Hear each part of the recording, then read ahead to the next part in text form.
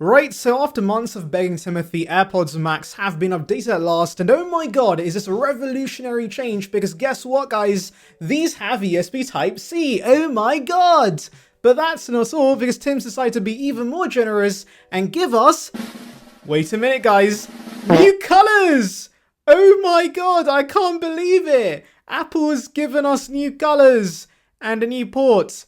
And that's it. I'm definitely going to be rushing out to buy these new AirPods that are essentially the same as the old one. So jokes aside, I am very disappointed with these new AirPods Max. Apple's not even calling these AirPods Max 2 anywhere on their site because there's such little differences with these. It seems like Apple just doesn't care about the Max anymore, and let me explain why I'm frustrated by the lack of changes. You see, by literally not changing anything apart from a new port and some new fancy shades, these $550 pair of headphones are still technically worse than AirPods Pro and also the new $129 AirPods 4, since this has the older H1 chipset. Now you're probably thinking, oh, that wouldn't make a massive difference, they're basically the same! But no, let me stop you right there, because they're not the same. H1 does not support big features like adaptive audio, conversational awareness, personalized volume, voice isolation, and support for the wake words, and that is quite a chunk of features that I love using with AirPods Pro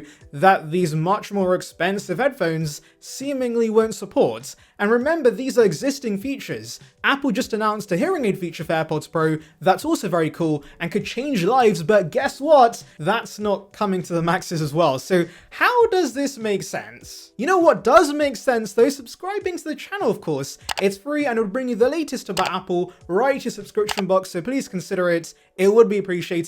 Join the Saranbyte gang now. Anyways, it's really weird this did not get H2, because surely it would be cheaper and simpler for Apple's supply chain to use H2 across the entire AirPods range. Also, on average, Apple updates every AirPods model every 3 years or so, and so for them to literally do nothing with the Maxes but give it USB-C nearly 4 years later is ludicrous. And remember that Apple's giving these USB-C in the first place because the EU's mandating this, and so if they're going to bother changing the design ever so slightly to give us a new port in the first place, they should have given us other upgrades. I know AirPods Pro last year did not get an update apart from a new port, but that's because they were already refreshed back in 2022. Unlike AirPods Max, which was last refreshed in 2020, that's a long time ago, which is crazy to think about considering it feels like COVID just happened, but anyways, I am very disappointed guys. At the very least, if Apple could not be asked to change anything, they could have given us a price cut, but no, they have the audacity to charge the same bloody price for these, and so if you're in the market for new over-ear headphones,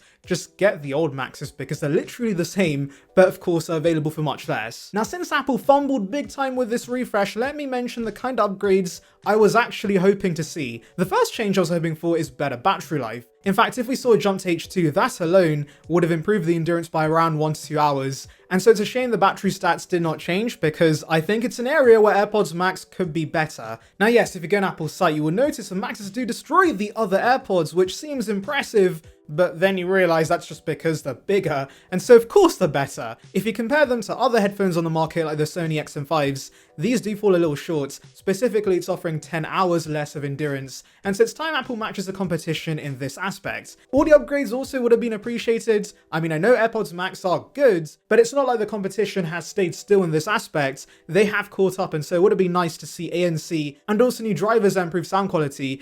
And so yeah, there's a lot of things Apple missed out on with this refresh. And also, how did we not get a new case? Everyone basically agreed on the fact the original pair had a shockingly horrific smart case that wasn't really smart because it offered no protection whatsoever to the actual headphones. And surprisingly, Apple did not address this at all. The same stupid bra case is here unchanged, and what's crazy is that we saw patents of a more traditional case that gave me some hope that Timothy had come to his senses, but I guess he then realized that he's a cheapskate who doesn't want to spend the R&D developing a new case. Because hey, who wants a more traditional case that actually protects your headphones when you can force consumers to put up with this crap instead?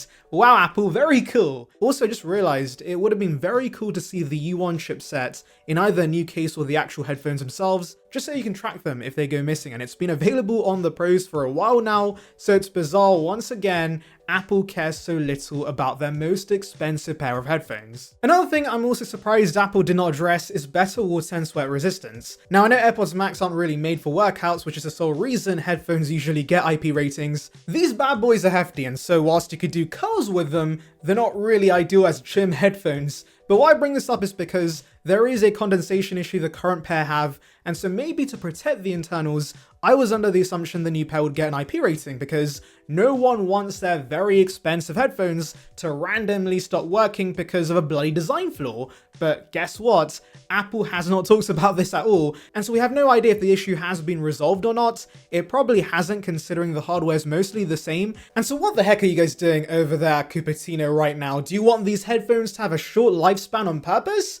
Actually, knowing Apple, they probably do, because that gets you to buy new ones, but it still blows my mind they haven't sorted this out. I've actually seen many complain about the reliability of the OG Maxes, and so clearly there's a lot of modifications that need to be made to make these last longer, but they did nothing. But who cares about your $550 headphones randomly giving up on you when the colors are so cool, right? We have Midnight, Blue, Purple, Orange, and Starlight, and I am happy to see an orange pair of AirPods Max. They look snazzy, but I'm not going to let Apple trick me with the colors this time, especially when, of course, nothing's really changed. Oh, also AirPods Max are finally getting personalized spatial audio support via software updates, but that does not make up for the plethora of other features it misses out on. Also, funnily enough, while these do have USB Type-C now, they lost the headphone adapter that came in the box with the original pair because you gotta save the environment and reduce packaging, and so technically there is one less thing in the box now, which makes it worse value than the original pair. So yeah guys, I think I've made my point clear by now.